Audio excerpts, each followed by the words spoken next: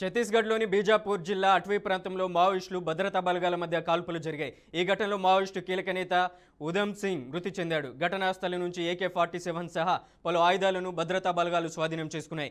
ఇంకా భద్రతా బలగాలు మావోయిస్టుల మధ్య ఎదురు కాల్పులు కొనసాగుతున్నాయి. ఇక ఇదే అంశానికి సంబంధించి అప్డేట్ ఇవ్వడానికి మా స్పెషల్ కరెస్పాండెంట్ శ్రీకాంత్ ఫోన్ లైన్లో ఉన్నారు. శ్రీకాంత్, అప్డేట్ ఏంటి? ఛత్తీస్గఢ్ బీజాపూర్ జిల్లా అటవీ ప్రాంతంలో మావోయిస్టులు భద్రతా బలగాల మధ్య ఎదురు కాల్పులు కొనసాగుతున్నాయి. మావోయిస్టు ఉధమ్ సింగ్ మృతి చెందాడు. ఇక AK-47 ఆయుధాలను కూడా భారీగా అటవీ ప్రాంతంలో స్వాధీనం చేసుకున్నారు. ఇక ఇదే అంశానికి సంబంధించి అప్డేట్ ఇవ్వడానికి మా స్పెషల్ కరెస్పాండెంట్ శ్రీకాంత్ ఫోన్ లైన్లో ఉన్నారు. శ్రీకాంత్, ఏంటి మావోయిస్టులు పోలీసుల మధ్య ఎదురు కాల్పులు జరుగుతున్నాయి, భద్రతా బలగాల మధ్య అప్డేట్ ఏంటి? రైట్ మనోజ్, ఇక్కడ మనం గమనించాల్సింది ఒక ఎన్కౌంటర్ అని మాత్రం కాదు, ఛత్తీస్గఢ్ లో కొనసాగుతున్న మావోయిస్టులపై ఆపరేషన్ లో ఇది ఒక కీలక ఘట్టమని చెప్పుకోవాలి. అయితే బీజాపూర్ జిల్లా అటవీ ప్రాంతంలో భద్రతా బలగాలు మావోయిస్టుల మధ్య ఎదురుకాల్పులు జరగడంతో ఈ కాల్పులో మావోయిస్టులు కీలక నేత అయినటువంటి ఉధమ్ సింగ్ మృతి చెందడం చాలా కీలక పరిణామం చోటు చేసుకుంది. అయితే ఉధమ్ సింగ్ సాధారణ క్యాడర్ కాదైనది, ప్రాంతీయ స్థాయిలో ఆపరేషన్లు సమన్వయం చేసే నేతగా రెడ్ కారిడార్ ఏరియాలో భద్రతా బలగాలకు పెద్ద సవాల్గా పరిగణలోకి తీసుకుంటూ వచ్చినటువంటి వ్యక్తి ఉధమ్ సింగ్. ఇక్కడ ఇంకో ముఖ్యమైన అంశం ఏంటంటే ఘటనా స్థలం నుంచి కూడా AK-47 సహా పలు ఆధునిక ఆయుధాలను కూడా భద్రతా బలగాలు స్వాధీనం చేసుకున్నట్లు తెలుస్తా ఉంది. అయితే ఇది యాదృచ్ఛిక ఎన్కౌంటర్ అయితే కాదు, ముందస్తు ఇంటెలిజెన్స్ ఆధారంగా నిర్వహించిన ఆపరేషన్ అనే విషయం అయితే మనకి ఇక్కడ ఒక విషయం అయితే అర్థమవుతోంది. అయితే ఇప్పుడు ఉన్న అక్కడ పరిస్థితి ఏంటంటే ఒకసారి చూస్తే కనుక ఎదురుకాల్పులు ఇంకా కొనసాగుతున్న పరిస్థితి అక్కడ కనిపిస్తా ఉంది. అటవీ ప్రాంతం కావడంతో భద్రతా బలగాలు అత్యంత అప్రమత్తతో సర్చ్ ఆపరేషన్ కొనసాగిస్తా ఉన్నారు. అయితే మావోయిస్టులలో మరికొంతమంది అటవీ లోపలికి పరారైనట్లు కూడా భద్రతా వర్గాలు అంచనా వేస్తున్న పరిస్థితి. ఇలాంటి సందర్భాల్లో భద్రతా బలగాలు ఎటువంటి తొందరపాటు చర్యలకు పోకుండా ఏరియా డామినేషన్, కాంబింగ్ ఆపరేషన్లపై ఫోకస్ పెడతా ఉంటాయి. అయితే ఆ నేపథ్యంలోనే ఈ ఆపరేషన్ కొన్ని గంటలు లేదా రోజులు కూడా కొనసాగే అవకాశాలు కనిపిస్తా ఉంది. అయితే రాజకీయంగా కూడా ఈ ఘటన కనుక ఒక ప్రాధాన్యం సంతరించిన పరిస్థితి చూస్తా ఉన్నాం. ఎన్నికల సమయంలో లేదా కీలక ఈ ఆపరేషన్లు జరుగుతున్న సమయం అనేది ఏదైతే ఎన్నిక ఇప్పుడు మున్సిపల్ తెలంగాణ రాష్ట్ర వ్యాప్తంగా ఇటు సరిహద్దు ప్రాంతం ఇవ్వడంతో ఏదైతే ఎన్నికలు జరుగుతున్న నేపథ్యంలో ఒక కీలక ఈ యొక్క ఆపరేషన్ మావోయిస్టులు తమ ఉనికి చాటేందుకు దాడులు ప్రయత్నిస్తున్న నేపథ్యంలో ఈ ఆపరేషన్ కి సంబంధించినటువంటి ఈ ఘటన అనేది కొంత ప్రాధాన్యత సంతరించుకున్నది. అయితే భద్రతా బలగాల ఆధిపత్యం ఇక్కడ చాలా క్లియర్ గా స్పష్టమవుతున్న పరిస్థితి మనం చూస్తాను.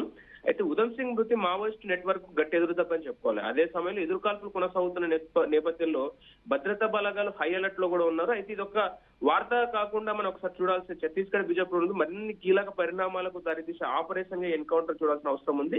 అయితే ఇప్పుడు అందరి దృష్టి కూడా ఈ ఆపరేషన్ పూర్తయ్యాక భద్రతా బలగాలు విడుదల చేసే అధికారిక ప్రకటన పైన కూడా ఉన్నటువంటి పరిస్థితి వస్తున్నాం. అయితే ఈ అంశాన్ని ఇంకో కోణంలో చూస్తే కూడా మావోయిస్టులు తమను తాము హింసాత్మక గ్రూప్ గా కాకుండా అణగారిన వర్గాల హక్కుల కోసం పోరాడే ఉద్యమంగా కూడా ప్రజెంట్ చేస్తా ఉంటారు. అయితే వారి వాదన ప్రకారం అటవీ ప్రాంతంలో నివసించే గిరిజనులు గాని, ఆదివాసీలు గాని, ఏళ్ల తరబడి అభివృద్ధికి దూరంగా ఉన్నటువంటి భూములు గాని, అభివృద్ధి దూరంగా ఉన్నటువంటి వ్యక్తులు గాని భూములు, అడవులు, వనరులపై, ఖనిజ వనరులు ఏవైతే అక్కడ దొరుకుతూ ఉంటాయి అటవీ ప్రాంతాల్లో దొరికే ఆ వనరులపై బయటి శక్తుల ఆధిపత్యం పెరిగిందని ఆరోపణలు చేస్తూ కూడా ఈ ఉద్యమాన్ని కొనసాగుతున్న పరిస్థితి మనం చూస్తున్నాం. అయితే భద్రతా బలగాల ఆపరేషన్లకు సంబంధించి ఏదైతే మావోయిస్టులకు సంబంధించి చూస్తే ఇంకా ప్రజలపై అణిచివేతగా, అడవులపై దాడిగా, కార్పొరేట్ ప్రయోజనాల రక్షణ కోసం మాత్రమే ఇదంతా చేస్తున్నారంటూ కూడా అటు మావోయిస్టు సంబంధించినటువంటి నేతలు చెప్పుకొచ్చే ప్రయత్నం చేస్తున్నారు. అయితే ఇక్కడ ఉధమ్ సింగ్ లాంటి కొన్ని నేతలు మృతి విషయం కూడా అసలు అంటే ఆయన సాయుధ నేతగా, అంటే వారి కథనం ప్రకారం చూస్తే కనుక ఆయన ఒక సాయుధ నేతగా, ప్రజల హక్కుల కోసం పనిచేసే కార్యకర్తగా ఇది ఒక ఎన్కౌంటర్ కాదు, ఇది హత్య అన్న కోణంలో కూడా వాళ్ళు వాదించే ప్రయత్నం చేస్తున్నారు. అంటే ఇలాంటి ప్రకటనల ద్వారా మావోయిస్టులు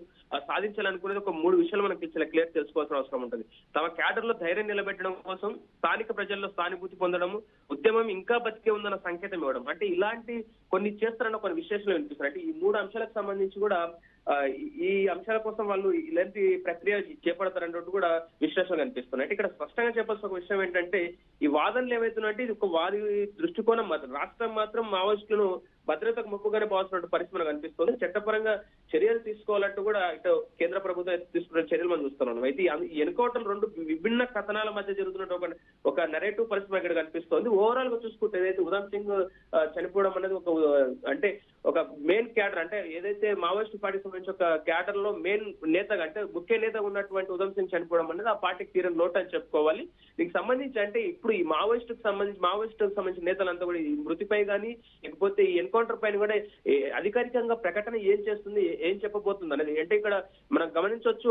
ఇది ఒక రోజు పట్టవచ్చు, 2-3 రోజులు పట్టవచ్చు, 1-2 గంటల్లో కూడా రిప్లై ఇచ్చే పరిస్థితులు కూడా ఉంటాయి. బట్ బట్టి వాళ్ళు ముందుకు వెళ్తా ఉంటారు. సో ఓవరాల్ గా చూసుకుంటే కనుక వారిచ్చే రిప్లై పైన బట్ వారి స్పందించే విధానం పైన ఇప్పుడు అందరి ఆసక్తి అనేది నెలకొన్నటువంటి పరిస్థితి మనం చూస్తా ఉన్నాం మనోజ్. ఆపరేషన్ కాగర్ పేరుతో మార్చి 31 లోపల కేంద్ర ప్రభుత్వం మావోయిస్టులను అంతం చేయాలని ఒక కంకణం కట్టుకుంది. ఇప్పుడు అది తుది అంకానికి చేరుకుందనుకోవాలా? అంటే ఇది మనం అదొక్క వర్షంలో మాత్రం ఇక్కడ చూడలేము మనోజ్. ఎందుకు అంటే ఈ ఓవరాల్ గా అంటే ఇప్పుడు కేంద్ర భద్రతా బలగాలు అంటే కేంద్ర ప్రభుత్వం నుంచి చూస్తున్న ఒకవైపు మావోయిస్టుల పంచు, 2 వైపుల నుంచి కూడా మనం చూడాల్సిన అవసరం ఉంటుంది. ఇక్కడ మావోయిస్టులు ఏంటంటే మేము ప్రజల్ని రక్షిస్తున్నాం, ప్రజా వనరులను రక్షిస్తున్నాం, మేము ఏదైతే దీనికి సంబంధించినటువంటి ఇది అటవీ ప్రాంతంలో ఉన్నటువంటి కొన్ని ఖనిజ వనరులు ఏవైతే ఉంటాయో, ముఖ్యమైన వనరులు ఏవైతే ఉంటాయో, దేశ సంపదకు ఉపయోగపడేటువంటి వనరులు ఏవైతే ఉంటాయో ఆ వనరులను మేము కాపాడే ప్రయత్నం చేస్తున్నాం. కాబట్టి ఖచ్చితంగా ఇది కేంద్ర ప్రభుత్వం చేస్తున్న దుశ్చర్య అంటూ కూడా అటు మావోయిస్టు పార్టీ చెప్పే ప్రయత్నంలో అదే నేపథ్యంలో ఇటు కేంద్ర ప్రభుత్వంగా చెప్పుకొస్తున్నది ఏంటంటే కేవలం వీళ్ళంతా కూడా ఉద్యమం చేస్తలేరు, ఇదంతా కూడా ఒక ఏదైతే ఇబ్బందులు పెట్టే అంటే ప్రజల్ని ఇబ్బంది పెట్టే ఉద్యమంగానే తప్పితే ఇది ప్రజల శ్రేయస్సు కోసం ఉద్యమం కాదంటూ కూడా ఎప్పుడైతే ఆపరేషన్ కగార్ చేపట్ట నుంచి కూడా వాళ్ళ బట్టే నిదానం చెప్తున్నారు. అందరూ లొంగిపోయి ప్రశాంతంగా ఉండండి, లేకపోతే పూర్తి స్థాయిలో ఎన్కౌంటర్ కొనసాగుతూ ఉంటాయి. ఈ సంవత్సరం మార్చి వరకు కూడా క్లియర్ కట్ గా మొత్తం అంతా ఈ మావోయిస్ట్ మొత్తం ఏరివేస్తామన్నట్టు కూడా గత సంవత్సరం కూడా కేంద్ర ప్రభుత్వం స్టేట్మెంట్ ఇచ్చిన పరిస్థితులు మనం చూసాం. సో ఈ 2 అంశాలకు సంబంధించి కూడా ఇటు కేంద్ర ప్రభుత్వం ప్రజల శ్రేయస్సు కోసమే ఈ ఏదైతే అంటే దుర్మార్గాలకు పాల్పడుతున్నారు అంటే మొత్తం అంతా కూడా ఈ నష్టం కలిగించే విధంగానే మావోయిస్టు పార్టీ వ్యవహరిస్తున్న నేపథ్యంలో కేంద్ర ప్రభుత్వం తీసుకొచ్చి వాళ్ళపైన దాడులు చేసిన పరిస్థితి వస్తాను. అంటే అదే నేపథ్యంలో అటు మావోయిస్టులు కూడా లేదు, మేము ప్రజల్ని కాపాడుతున్నాం, ప్రజలకు సంబంధించిన వనరులు కాపాడుతున్నాం, ప్రజల శ్రేయస్సు కోసం మేము ఉంటున్నాము. కేంద్ర ప్రభుత్వమే ఏదైతే కార్పొరేట్ వ్యవస్థకు పూర్తి స్థాయి ఇవన్నీ కూడా వనరులను అప్పగించే ప్రయత్నం, అటవీ సంపదను అప్పగించే ప్రయత్నం చేస్తున్నారు. కాబట్టి దాన్ని కాపాడే ప్రయత్నం మాది, ప్రజల్ని కాపాడే మా వంతు అని చెప్పి కూడా మావోయిస్టు పార్టీ చెప్పుకొస్తుంది. అంటే ఓవరాల్ గా ఇరువురు వాదనలు చూస్తే కనుక చాలా క్లియర్ గా అర్థమవుతున్నది ఏంటంటే ఇటు కేంద్ర ప్రభుత్వం తమకు సంబంధించిన అన్వయించుకొని కేంద్ర ప్రభుత్వం చెప్పుకొచ్చే ప్రయత్నం చేస్తుంది, ఇటు మావోయిస్టు పార్టీ కూడా తనకి ఏదైతే చెప్పాలనుకుంటున్నా ఆ విషయాన్ని చాలా స్పష్టంగా చెప్పే ప్రయత్నం చేస్తుంది. అంటే ఓవరాల్ ఇక్కడ చూస్తే కనుక నష్టపోతున్నది మాత్రం మావోయిస్టు పార్టీలకు మాత్రం చాలా క్లియర్ గా కనిపిస్తూ ఉంది.